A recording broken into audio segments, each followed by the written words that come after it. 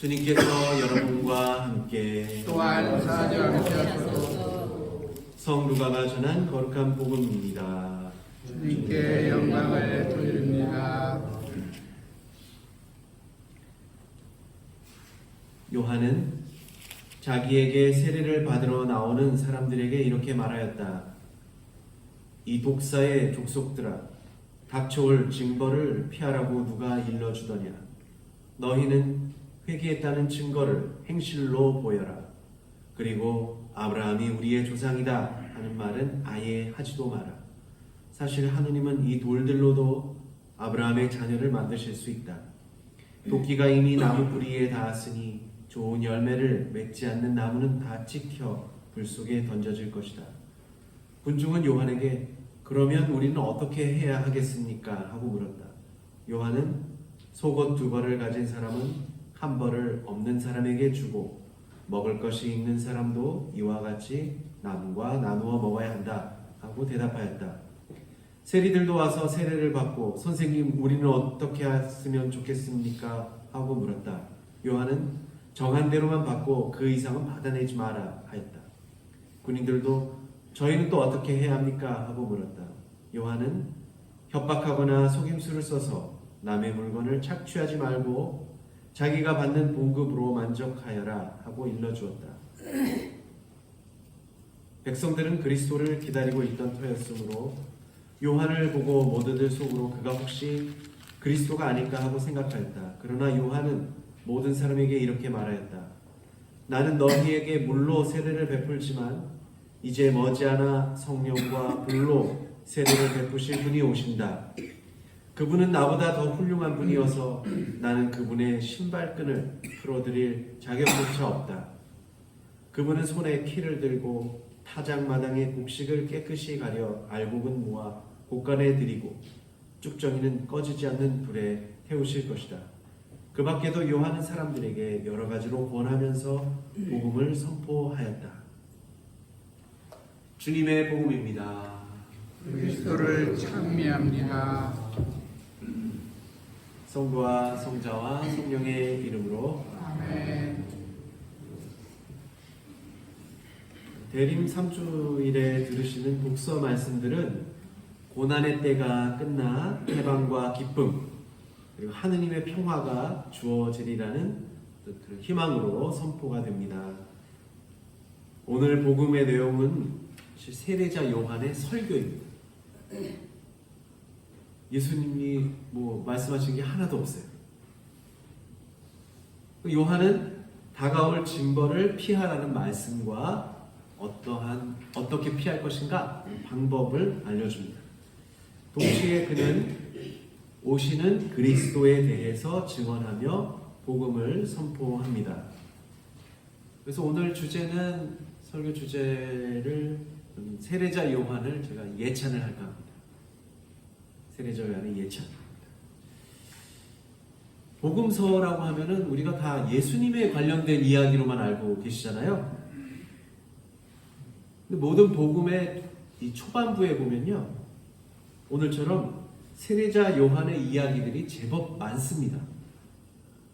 왜 그럴까요?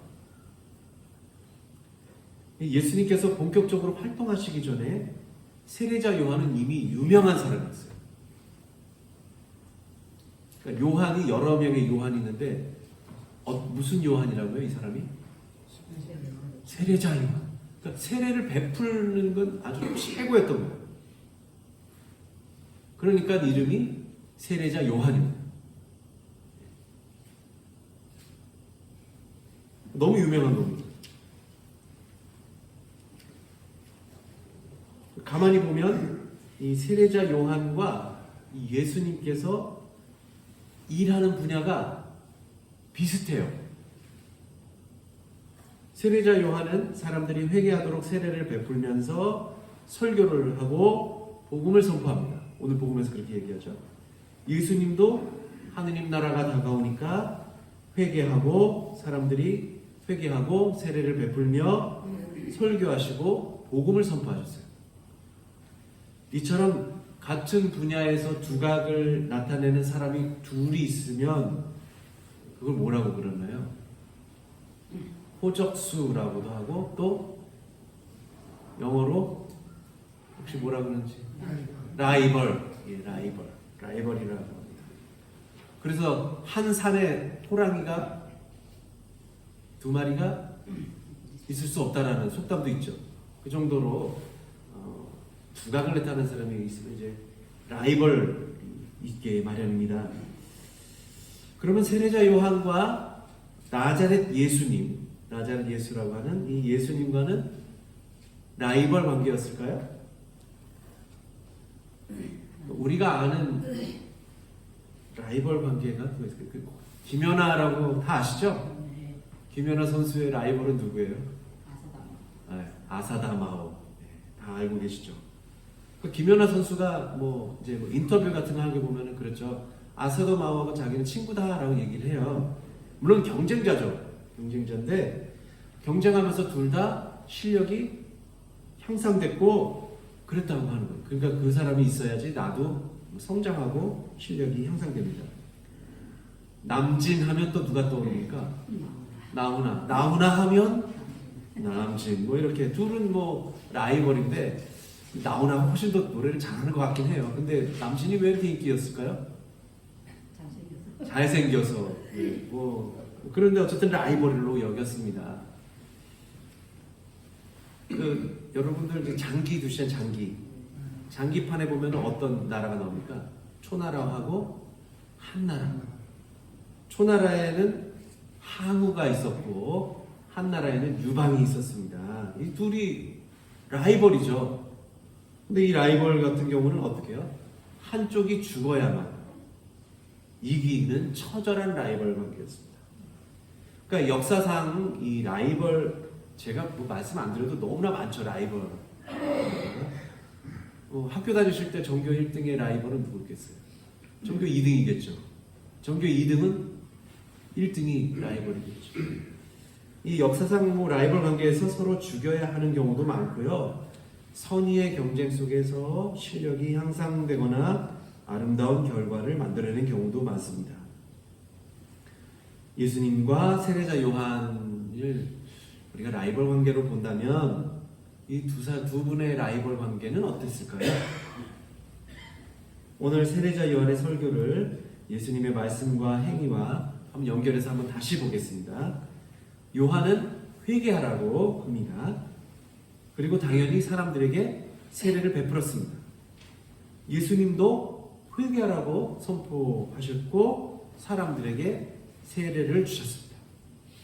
그리고 요한은 하느님께서 돌들로도 아브라함의 자녀를 만드실 수 있다고 합니다. 오늘 루가복음에서 그렇게 나왔죠. 이와 유사한 대목을 찾아보면 이 루가복음에서요, 예수님께서 예루살렘 성으로 이제 마지막에 들어가시잖아요. 들어가실 때 제자들하고 막 사람들이 호산나 주님의 이름으로 오시는 임금이여라고 환호하니까 바리사이파 사람들이 난리를 쳐요. 아니 말도 안 되는 소리를 한다. 왜 조용히 안 시키냐? 그러니까 예수님께서 그들이 입을 다물면 돌들이 소리 지를 것이다 라고 말씀하십니다. 그러니까 하느님께서 아브라함의 자녀들의 입을 대신해서 돌들이 소리치게 할 것이다 하고 대목이 유사하죠. 또 세례자 요한이 오늘 좋은 열매를 맺지 않는 나무는 다 찍혀서 불 속에 던져질 것이다 라고 하는 이 말이 예수님께서 나는 포도나무여 너희는 가지다 라는 비유를 생각하게 합니다. 가지가 예수님 안에 머무르지 않으면 어떻게 돼요? 떨어져서 다 그걸 주워서 불 속에 던져질 것이다 라는 말씀으로 유사합니다. 또 요한이 오늘 뭐라 하죠? 속옷 2벌을 가졌으면 나머지 다른 사람에게 나눠줘라. 먹을 것도 나눠줘라. 이렇게 말합니다. 그러니까 예수님께서 또 누가 나의 오른뺨을 때리면 왼뺨을 내밀어라. 그리고 누가 속옷을 달라고 하면 그것마저도 내줘라. 비슷하죠? 비슷합니다. 그러니까 요한이 또 오늘 보면 세리에게 공정하게 일을 처리하라고 할 때처럼 우리는 뭐 세리 자키오 이야기 들어보셔서 아시겠지만 세리 자키오가 예수님한테 제가 피해를 입힌 사람들에게는 4배로 갚아 주겠다라고 예수님께 약속하는 대목들, 이런 모습들이 다 세례자 요한하고 예수님께서 하시는 일이 비슷한 거예요. 하는 일이 비슷하니까 이 분야에서는 두각을 나타내는 거예요. 사실 라이벌 관계라고 볼 수 있죠. 그런데 세례자 요한과 예수님의 활동 영역은 이렇게 같은 듯 하면서 이제 조금 달라집니다. 예수께서 세례를 베푸시는 곳은요, 우리가 요한이 세례를 베푸는 곳이 어디라고 알고 있죠? 요르단강, 요단강, 이렇게 요르단강입니다. 예수님은 그 강 건너편에서 베풀었어요. 그러니까 요한이 세례를 베푸는 곳에서 떨어져서 베풀었습니다. 게다가 요한은 예수님이 그리스도라고 간접적으로 증언하고 있어요. 자기는 물로 세례를 베풀 것이지만 내 뒤에 오실 분은 성령과 불로 세례를 베풀 것이기 때문에 세례의 차원이 다릅니다.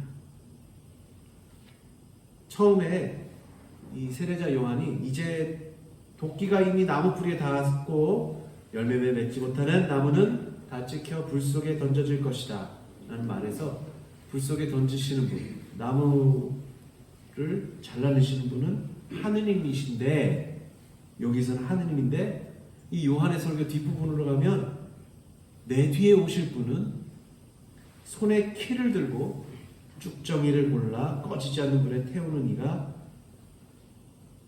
누구냐? 그리스도다. 그분이 누구냐? 예수다 라고 결국은 요한은 자기를 드러내지 않고 예수님이 하느님과 같은 분이시다 라고 증언하고 있는 거죠. 그럼에도 당시 사람들은요, 세례자 요한과 예수님을 라이벌로 여겼던 것 같습니다. 세례자 요한의 제자들하고요, 이 예수님의 제자들 사이에서 약간 티격태격하는 모습들이 좀 있었어요. 요한복음에 있는 몇 군데 찾아보면은 세례자 요한의 제자들하고 예수님의 제자들하고 서로 세례를 베풀다가 아마 뭐가 야 우리가 먼저인데 그 왜 아시죠? 원조. 우리가 원조인데 너희는 뭐 그렇게 해서 너희도 원조하고 그러면 어떻게 해요? 원조가 화가 나죠. 화가 나서 요새는 뭐 저기 원조가 우리인데 그래서 막 법정 소송도 하고 그러겠지만 뭐 옛날에 그런 게 있었겠습니까? 어쨌든 둘이 막 싸웠나 봐요. 조금씩 티격태격 했나 봅니다. 그리고요, 세례자 요한이 그 세례자 요한을 따르던 제자들이 있었어요. 이 제자들에게 기도하는 법을 또 가르쳐주고 그랬었나? 어떻게 기도하라 이렇게 했나 봅니다. 근데 예수님은 제자들에게 어떻게 기도하는 법을 잘 안 알려주셨나 봐요. 그러니까 어떻게 해요? 제자들이 와가지고 예수님, 세례자 요한은 자기 제자들에게 기도하는 법을 알려주셨는데 우리도 좀 알려달라고. 그러니까 예수님이 무슨 기도를 알려주셨어요? 주의 기도 알려주셨어요. 그러니까는 이래저래요. 이 세례자 요한과 예수님과 이렇게 뭐가 막 이렇게 엮여 있어요. 물론 누가복음에서는 둘이 사촌이라고는 하지만 사촌 관계인지 아닌지도 잘 모를 정도로 뭐 어쨌든 그렇습니다. 그러니까 라이벌 관계예요. 그러니까 세례자 요한은 어떻게 보면 예수님을 마중 나온 분입니다. 마중 나온 분입니다. 세례자 요한은 예수님보다 먼저 사람들을 회개시키고 복음을 선포하는 일을 하였지만 예수님을 자신보다 더 훌륭한 분이고 그리스도로 믿었기 때문에 이제 자신이 떠나야 할 때를 잘 알았습니다. 결과적으로 세례자 요한은 예수님을 마중 나왔지만 예수님은 세례자 요한이 떠나는 날에 배웅을 나가신 셈이 된 거죠. 근데 예수님은 세례자 요한을 라이벌로 여기셨을까요? 반대로 우리가 생각해보면 어쩌면 세상의 시선에서 보면요, 라이벌이었으나 세상 사람들이 보기엔 라이벌처럼 보겠으나 예수님은 세례자 요한을 존중하셨던 것 같아요. 그리고 보면 우리가 어떤 전기를 보던가 훌륭한 업적을 누가 이렇게 그 사람의 업적을 쓸 때 첫 부분에 그 사람의 업적이 아니라 다른 사람의 업적을 써놨다고 생각해보세요. 그럼 좀 이상하잖아요. 그 이야기는 그 사람이 다른 사람이 이 사람에게 많은 영향을 미쳤거나 또 어떤 관계 때문에 서로 관계를 맺고 있고 이 사람에게 많은 걸 배웠다 할 때 그런 걸 쓰잖아요. 그리고 나서 그 사람의 업적을 다 쓰죠. 그 마치 그런 것 같습니다. 그러니까 예수님은 세례자 요한을 참 존중하셨던 거예요. 그래서 세례자 요한이 결국은 죽임을 당하고 나서야 예수님께서 본격적으로 활동을 하세요. 우리가 좋은 의미의 라이벌은 어때요? 나를 성장시키고 그리고 나를 배우게 하죠.